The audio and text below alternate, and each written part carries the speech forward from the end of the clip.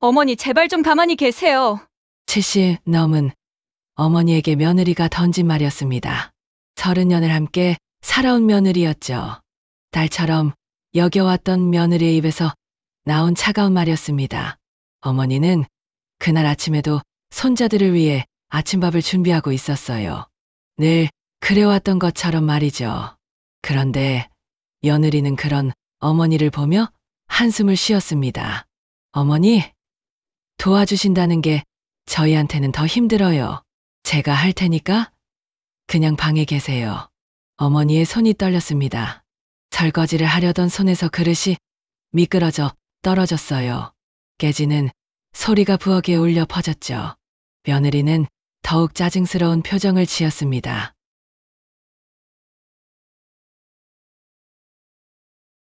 봐요. 이러니까 더 일이 늘어나잖아요. 어머니는 아무 말도 하지 못했습니다. 그저 무릎을 꿇고 깨진 그릇 조각을 주워 담을 뿐이었어요. 손가락에 베인 상처에서 피가 났지만 아픔을 느끼지 못했습니다. 마음이 더 아팠거든요. 큰아들은 회사에 나가 있었고 작은아들은 이미 독립해서 멀리 살고 있었어요. 집에는 며느리와 손자들 그리고 어머니만 남아 있었습니다. 어머니는 자신의 방으로 돌아가 문을 닫았어요. 그리고는 침대에 앉아 한참을 그 자리에 있었습니다. 저녁이 되어 아들이 돌아왔을 때 며느리는 어머니 이야기를 꺼냈어요. 당신 어머니 요즘 너무 나서시려고 해요. 제가 하는 일마다 간섭하시고 아들은 피곤한 기색을 감추지 못했습니다. 엄마도 심심하셔서 그러는 거겠지. 조금만 이해해줘. 조금만요? 벌써 몇 년째예요? 그날 밤 어머니는 잠들지 못했습니다. 벽 너머로 들려오는 며느리와 아들의 대화를 들으며 마음이 무너져 내렸어요.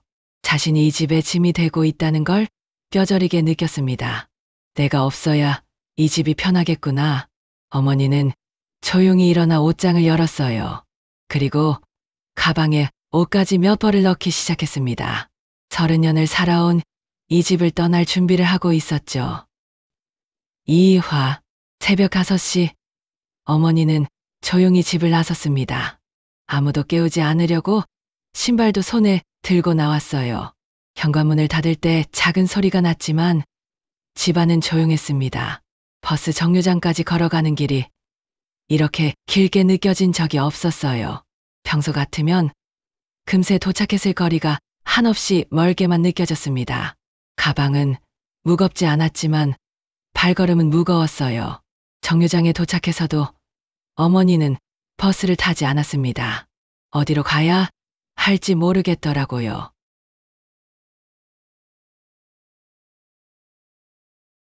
그냥 벤치에 앉아 지나가는 버스들을 바라보고만 있었어요. 출근하는 사람들이 하나둘 정류장에 모여들었다가 버스를 타고 사라졌습니다. 어머니만 홀로 남겨졌어요. 해가 올라오기 시작했습니다. 7월의 태양은 벌써부터 뜨거웠어요. 기상청에서는 오늘 최고 기온이 40도를 넘을 것이라고 예보했었죠. 찜통더위가 시작되는 날이었습니다. 정류장 벤치에는 그늘이 없었어요. 햇볕이 점점 뜨거워졌지만 어머니는 움직이지 않았습니다. 그저 멍하니 앞을 바라보고만 있었어요. 지나가는 사람들은 모두 바빠 보였습니다. 누구도 정류장에 홀로 앉아있는 노인에게 관심을 두지 않았어요. 오전이 지나고 오후가 되자 더위는 더욱 심해졌습니다. 어머니의 옷은 땀으로 흠뻑 젖었어요. 입술도 바짝 말랐습니다. 물을 마시고 싶었지만 가져온 것도 없었고 사러 갈 기력도 없었어요. 해질녘이 되어서야 어머니는 자리를 일어났습니다. 다리에 힘이 들어가지 않았어요. 비틀거리며 공원 쪽으로 향했습니다. 그곳에는 나무 그늘이 있을 것 같았거든요. 공원에 도착했을 때는 이미 해가 지고 있었어요. 하지만 아직도 더위는 가시지 않았습니다. 어머니는 벤치에 주저앉았어요. 온몸이 뜨거웠고 머리가 어지러웠습니다. 이대로 쓰러질 것만 같았어요. 공원에는 저녁 산책을 나온 사람들이 있었습니다. 하지만 아무도 벤치에서 힘없이 앉아있는 어머니를 돌아보지 않았어요. 세상은 이렇게 무관심한 곳이었습니다. 어머니는 벤치에서 고개를 숙이고 있었어요. 의식이 몽롱했습니다. 이대로 정말 죽을 수도 있겠다는 생각이 들었어요. 그런데 그것도 나쁘지 않다고 여겨졌습니다. 아무도 자신을 필요로 하지 않는다면 이렇게 조용히 사라지는 것도 괜찮겠다고 생각했어요. 그때였습니다.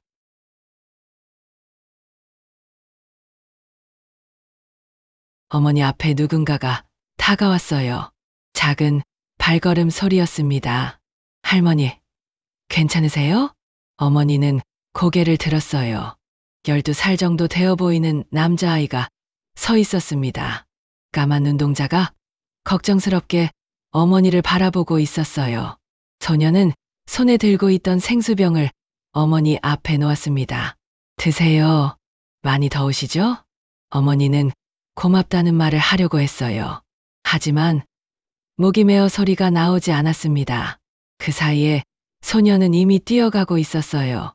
뒤도 돌아보지 않고 공원 저편으로 사라져갔습니다. 어머니는 떨리는 손으로 생수병을 들어 올렸어요. 뚜껑을 열고 물을 마시는 순간 눈물이 터졌습니다. 시원한 물이 목구멍으로 넘어가면서 살아있다는 것을 느꼈어요. 그리고 세상에는 아직도 따뜻한 사람들이 있다는 것도 알았습니다. 물을 다 마시고 나니 정신이 조금 돌아왔어요. 어머니는 주변을 둘러보았습니다. 소년이 간 방향을 찾아보았지만 이미 어둠 속으로 사라진 뒤였어요. 고맙다는 인사도 제대로 하지 못했다는 게 마음에 걸렸습니다. 벤치에서 일어나 천천히 걸어보았어요. 다리에 힘이 들어가기 시작했습니다. 생수 한 병이 어머니를 살려낸 거예요. 아니, 정확히는 낯선 소년의 따뜻한 마음이 어머니를 다시 세상으로 불러낸 것이었습니다. 어머니는 생각했어요. 아직 죽을 때가 아니라고. 이렇게 나를 걱정해주는 사람이 있는데 이렇게 포기하면 안 된다고 말이죠. 그 소년에게 보답하는 길은 다시 살아가는 것이라고 생각했습니다. 공원을 나서면서 어머니는 결심했어요. 다시 살아보겠다고. 하지만 집으로 돌아갈 수는 없었습니다. 적어도 지금은 아니었어요.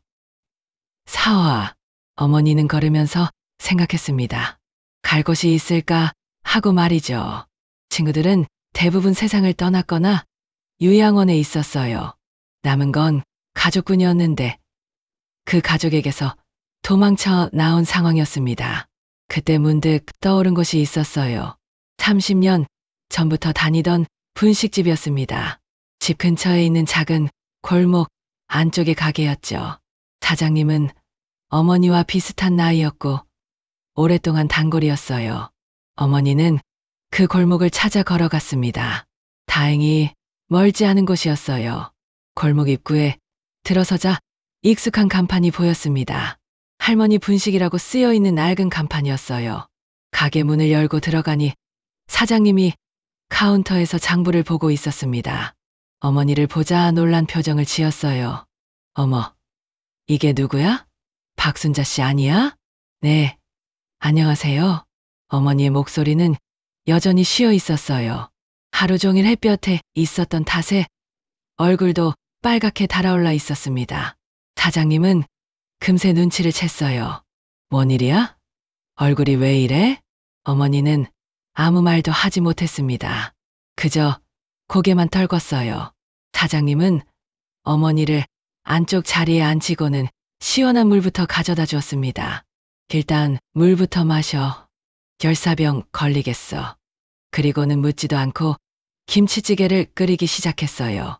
어머니가 좋아하는 메뉴였습니다. 오랜 단골이라 취향을 다 알고 있었거든요. 찌개가 끓는 동안 사장님은 어머니 옆에 앉았어요. 왜 이렇게 늦게 왔어? 보통 때는 점심시간에 오는데. 어머니는 그제야 눈물을 흘리기 시작했습니다. 사장님의 따뜻한 말 한마디에 그동안 참아왔던 모든 게 터져 나왔어요. 하지만 말로는 설명할 수 없었습니다. 너무 복잡하고 아픈 이야기였거든요. 사장님은 더 이상 묻지 않았어요. 그저 어머니 곁에 있어 주었습니다. 그리고 따뜻한 밥을 차려 주었어요. 어머니는 하루 만에 처음으로 따뜻한 음식을 먹었습니다. 분식집에서 하룻밤을 보낸 어머니는 다음 날 아침 일찍 일어났어요. 사장님이 접어놓은 이불 위에서 깨어났습니다. 오랜만에 푹 잔 잠이었어요. 사장님은 벌써 아침 준비를 하고 있었습니다. 어머니를 보자 미소를 지었어요. 잘 잤어? 아침은 뭘 먹을래? 고마워요. 정말 고마워요. 어머니는 사장님에게 깊이 고개를 숙였습니다. 낯선 사람에게 이런 도움을 받다니 미안하면서도 고마웠어요. 아침을 먹고 나서 어머니는 테이블에서 신문을 읽고 있었습니다. 사장님이 가져다 준 신문이었어요. 그런데 사회면에서 충격적인 기사를 발견했습니다. 폭염에 숨진 채 발견된 70대 독거노인. 사흘 후에야 발견. 기사를 읽어보니 어제 어머니가 있던 공원에서 그리 멀지 않은 곳의 이야기였어요. 혼자 사는 할머니가 더위를 이기지 못하고 돌아가셨다는 내용이었습니다. 그것도 무연고 노인이라고 되어 있었어요. 어머니의 손이 떨렸습니다. 내 얘기도 저렇게 끝날 수 있었겠구나 하는 생각이 들었어요. 만약 어제 그 소년을 만나지 못했다면 자신도 저런 기사의 주인공이 되었을지도 모를 일이었습니다. 그 순간 어머니는 큰아들이 떠올랐어요. 자신이 사라졌다는 걸 아들은 알고 있을까? 걱정하고 있을까? 아니면 더 편하게 생각하고 있을까? 어머니는 사장님에게 종이와 펜을 빌렸습니다. 그리고 편지를 쓰기 시작했어요. 아들아, 나 아직 안 죽었다. 첫 줄부터 눈물이 났습니다. 하지만 써야 할 말들이 많았어요. 그동안 하지 못했던 이야기들을 편지에 담기 시작했습니다. 내가 태어났을 때부터 지금까지 엄마는 항상 너희들만 생각하며 살아왔다. 아버지가 일찍 돌아가신 후로는 더욱 그랬지. 너희를 키우는 게 내 전부였어. 그런데 언제부터인가 내가 짐이 되어버린 것 같더라. 어머니는 한참을 써내려갔어요. 서운했던 일들, 외로웠던 순간들, 그리고 그럼에도 불구하고 가족을 사랑하는 마음까지 모두 편지에 담았습니다. 편지를 다 쓰고 나니 마음이 한결 가벼워졌어요. 누군가에게 자신의 마음을 전한다는 것만으로도 위로가 되었습니다. 6화. 한편 어머니가 집을 떠난 지 이틀째 되는 날이었습니다. 며느리는 그제야 뭔가 이상하다는 걸 느끼기 시작했어요. 평소 같으면 아침 일찍 부엌에서 소리가 났을 텐데 집안이 너무 조용했습니다. 어머니 방문을 두드려 봤지만 대답이 없었어요. 문을 열어보니 방은 비어 있었습니다. 침대는 정리되어 있었고 옷장도 평소보다 비어 보였어요. 그제야 며느리는 어머니가 집을 나갔다는 걸 깨달았습니다. 급하게 남편에게 전화를 걸었어요. 여보, 어머니가 안 계셔. 뭔 소리야? 어디 가셨겠지? 아니야, 짐까지 가지고 나가신 것 같아. 남편도 당황했습니다. 어머니가 집을 나가실 이유가 없다고 생각했거든요. 하지만 며느리의 말을 들어보니 심상치 않았어요. 그날부터 집안 분위기가 이상해졌습니다. 어머니가 없는 식탁은 어색했어요. 평소에는 어머니가 손자들을 챙겨주곤 했는데 이제 모든 걸 며느리가 해야 했습니다. 아이들도 할머니를 찾았어요. 엄마, 할머니는 언제 와? 할머니가 만들어주신 계란말이 먹고 싶어. 아이들의 말에 며느리의 마음이 무거워졌습니다. 평소에는 어머니의 간섭이 귀찮다고 생각했는데 정작 없어지니까 어머니가 얼마나 많은 일을 하고 계셨는지 알게 되었어요. 설거지를 하면서 며느리는 생각했습니다. 그동안 어머니에게 너무 냉정했던 건 아닐까 하고 말이죠. 도움이 된다고 생각해서 하신 일들을 간섭이라고만 여겼던 자신이 미안해졌어요. 며느리는 남편과 상의해서 어머니를 찾기로 했습니다. 하지만 어디서부터 찾아야 할지 막막했어요. 어머니의 친구분들 연락처도 제대로 알지 못했습니다. 평소에 어머니 일상에 관심이 없었다는 걸 뒤늦게 깨달았어요. 그날 밤, 며느리는 잠이 오지 않았습니다. 어머니가 어디서 무엇을 하고 계실지, 안전하게 지내고 계실지 걱정이 되었어요. 그리고 무엇보다 자신 때문에 어머니가 집을 나가셨을 수도 있다는 생각에 가슴이 아팠습니다. 7화, 4일째 되던 날, 큰아들은 회사를 조퇴하고 어머니를 찾아 나섰습니다. 마을회관, 경로당, 공원, 시장 등 어머니가 가실 만한 곳을 모두 돌아다녔어요. 하지만 어디에서도 어머니를 찾을 수 없었습니다. 해가 지기 시작할 무렵 아들은 집 근처 골목들을 하나씩 뒤지기 시작했어요. 그러다가 할머니 분식이라는 간판이 보였습니다. 어머니가 가끔 이야기하셨던 단골집이라는 게 떠올랐어요. 분식집 문 앞에 이르러 아들은 잠시 망설였습니다. 혹시나 하는 마음이었지만 실망할까봐 두려웠어요. 그런데 가게 앞에 놓인 신발 중에 익숙한 것이 보였습니다. 어머니가 늘 신고 다니시던 검은색 운동화였어요. 아들은 가게 문을 열었습니다. 안쪽 테이블에 어머니가 앉아 계셨어요. 편지를 쓰고 있는 모습이었습니다. 뒷모습만 봐도 어머니인 걸 알 수 있었어요. 엄마, 조심스럽게 부르는 아들의 목소리에 어머니가 천천히 돌아보았습니다. 모자에 눈이 마주쳤어요. 어머니의 얼굴은 여전히 햇볕에 탄 자국이 남아 있었고 많이 야위어 보였습니다. 왜 왔니? 어머니의 첫 마디였어요. 반갑다거나 미안하다는 말 대신 나온 말이었습니다. 아들은 어머니 앞에 앉았어요.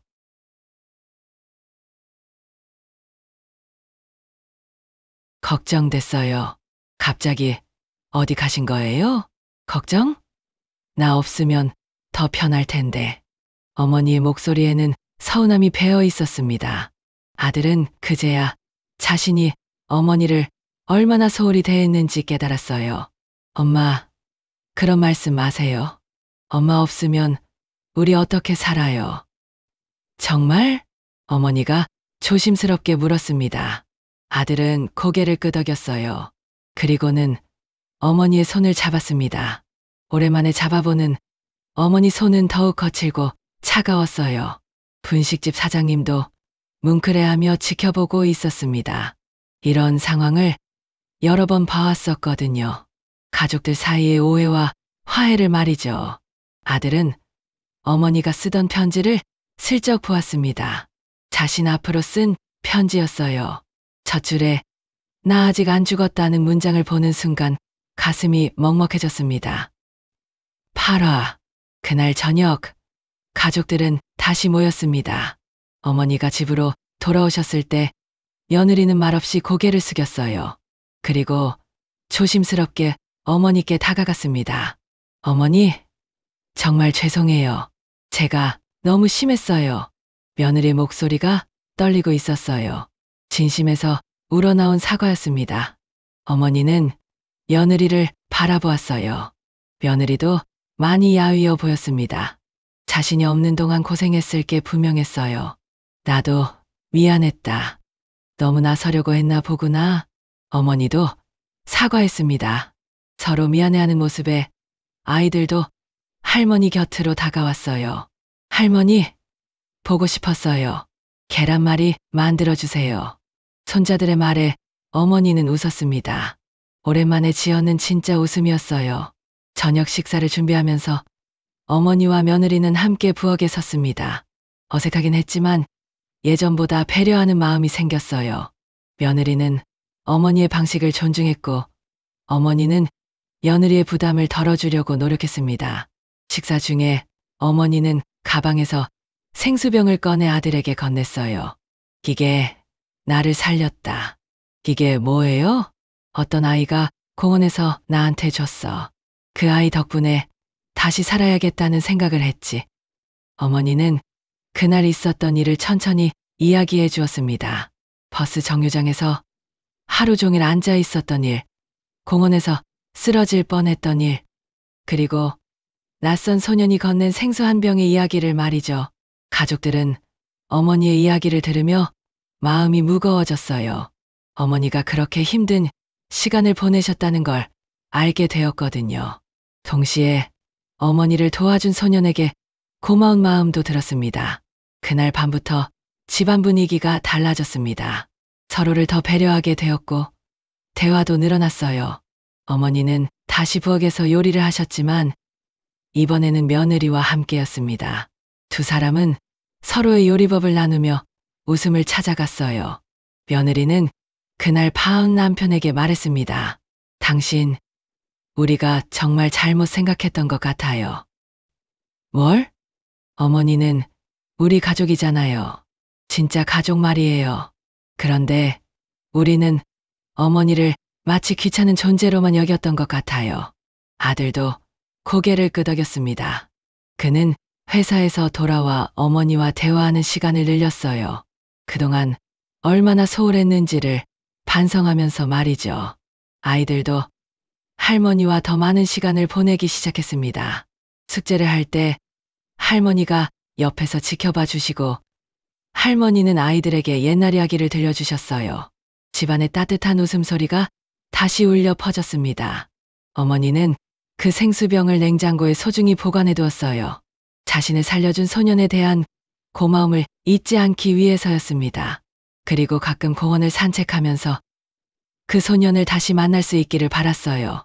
고맙다는 인사를 제대로 전하고 싶었거든요. 며칠 후 어머니는 정말로 그 소년을 만났습니다. 공원에서 산책을 하던 중이었어요. 소년은 어머니를 알아보고 반갑게 인사했습니다. 할머니, 그때 괜찮으셨어요? 내 덕분에 살았단다. 정말 고마웠어. 어머니는 소년에게 깊이 인사했어요. 소년은 부끄러워하며 웃었습니다. 별거 아니에요. 당연한 거죠. 그날 이후로도 어머니는 가끔 그 소년을 만났어요. 소년의 이름은 민준이었고 혼자 사는 할머니를 모시고 살고 있었습니다. 그래서 어르신들을 돌보는 일이 자연스러웠던 거예요. 어머니는 민준이에게 집에서 만든 간식을 자주 가져다 주었습니다. 그리고 민준이의 할머니와도 친해졌어요. 세 사람은 공원에서 만나 이야기를 나누는 것이 일상이 되었습니다. 한편 집에서는 더욱 화목한 시간들이 이어졌어요. 며느리는 어머니에게 요리를 배우기 시작했고 어머니는 며느리에게 육아 경험담을 들려주었습니다. 서로가 서로에게 필요한 존재라는 걸 깨달아가고 있었어요. 큰아들도 변했습니다. 퇴근 후에는 어머니와 차 한 잔을 마시며 하루 있었던 일들을 나누었어요. 어머니의 젊은 시절 이야기도 들었습니다. 아버지와의 추억, 아이들을 키우며 힘들었던 순간들, 그리고 지금까지 살아오면서 느꼈던 것들을 말이죠. 어머니는 자신이 얼마나 소중한 존재인지를 다시 느끼게 되었어요. 그리고 가족들도 어머니가 얼마나 큰 사랑으로 자신들을 돌봐주셨는지를 깨달았습니다. 그 생수병은 지금도 냉장고에 있습니다. 어머니에게는 새로운 시작을 알려준 소중한 물건이에요. 그리고 가족들에게는 서로를 아끼고 사랑해야 한다는 것을 깨닫게 해준 특별한 의미가 있는 물건이 되었습니다.